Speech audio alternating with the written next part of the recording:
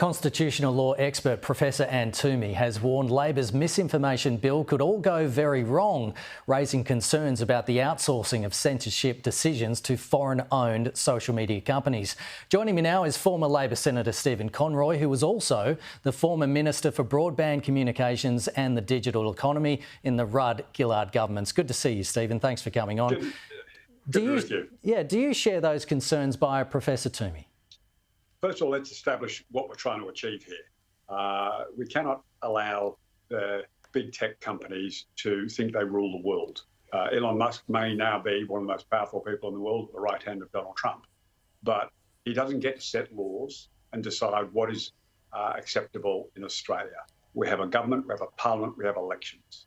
So that's the first principle, that Australia should be able to determine its own future and what it believes is reasonable. Now, the points that Professor Toomey raises are all very valid points. And I share some concerns that saying Elon Musk gets to decide what Australia can and cannot watch, or Zuckerberg or any of them. I think that's a very bad place to be. So we shouldn't listen to their bellyaching. We shouldn't listen to their perverse political views. What you're seeing around the world is a massive amount of disinformation, whether it was the Russians in the recent just gone American election, whether it's the Chinese regularly through TikTok on issues like the Middle East. We are being subjected to masses of state-based propaganda.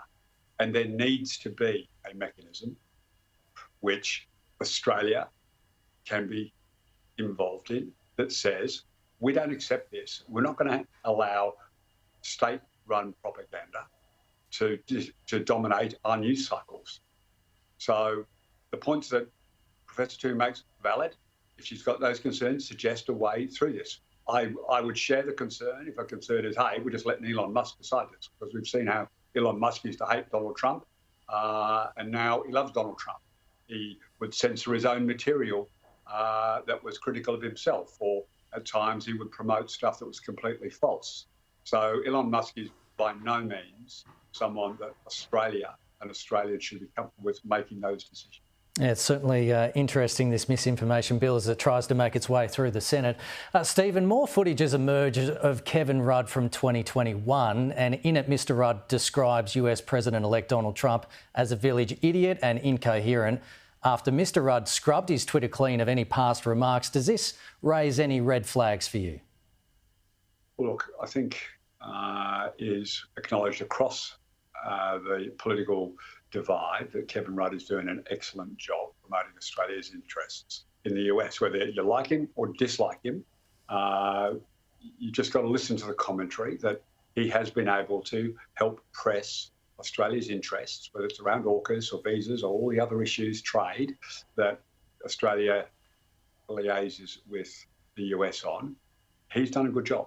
And you don't need to go any further than Scott Morrison, an unusual person to endorse Kevin Rudd, Joe Hockey, an unusual person. So I've got the former Prime Minister, a Liberal, the former Foreign Minister, former Treasurer, former Ambassador, both saying, lay off Kevin Rudd and let him get on with his job. And what we're going to do is all work together as a country to try and deal with the new incoming Trump government. I mean, we're going to have some serious challenges. Yeah. At what point does it become an issue, though? Well, again, Scott Morrison and Joe Hockey, not friends of mine, not necessarily friends of Kevin Rudd's, both have said, stop it, leave him in his job, he's doing a good job.